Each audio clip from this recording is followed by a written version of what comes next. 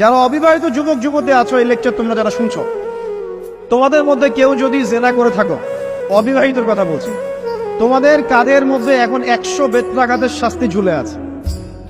সূরা নূরের 1 থেকে 3 নম্বর আয়াত পড়ে দেখবে, অবিবাহিত যুবক যুবতী যদি জেনা করে তাদের শাস্তি হচ্ছে 100 বেত্রাঘাত, তাও জনসমক্ষে, এবং এক বছরের জন্য নির্বাসন। এই বিধানগুলো যদি পৃথিবীর কোনো দেশেও না থাকে, আসমানে আছে। মরার সাথে সাথেই এই বিধান কার্যকর হবে ইনশাআল্লাহ। বাঁচার বুদ্ধি কি? একটাই উপায় আছে। এই লেকচার কানে চলে গেছে, অনতিবিলম্বে ওযু করবে। ওযু করে খালেস ভাবে রাতের শেষ রাতে জায়নামাজ বিছাবে। জায়নামাজ বিছিয়ে আল্লাহর সামনে দাঁড়িয়ে 2 রাকাত নামাজ পড়বে। পড়ে নিজের পাপের কথা স্মরণ করে চোখ দিয়ে দরদর করে পানি ফেলে দিবে। আল্লাহকে সেজদায় গিয়ে বলবে, আল্লাহ আমি জিনা করেছি, আমাকে মাফ করে দাও। আমার এই পাপের কথা কেউ জানে না, তুমি জানো, মাফ করে দাও।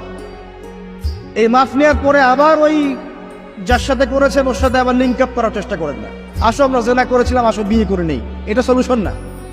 জেনা করেছেন, আগে তওবা করে ফিরে আসতে হবে, তারপরে পুরো জীবন ইসলামিক লাইফ লিড করতে হবে। আল্লাহ যদি দেখেন যে হ্যাঁ আপনি ঠিকঠাক তওবা করে আল্লাহর কথা চলছেন, আল্লাহ তখন আপনাকে নেককার স্ত্রী দিবে ইনশাআল্লাহ। এই এই এই একমাত্র রাস্তা যুবকদের জন্য এবং যুবতীদের জন্যও।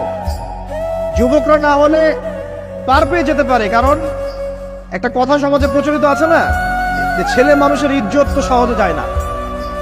গোপন হয়ে গেছে, কেউ জানে না, আল্লাহ মাফ করে দিয়েছেন, সে হয়তো পার পেয়ে গেল। কিন্তু এই যে মেয়ে, তুমি যে 8-10টা ছেলের সাথে জেনা করেছো, তোমার ইজ্জতের কি হবে?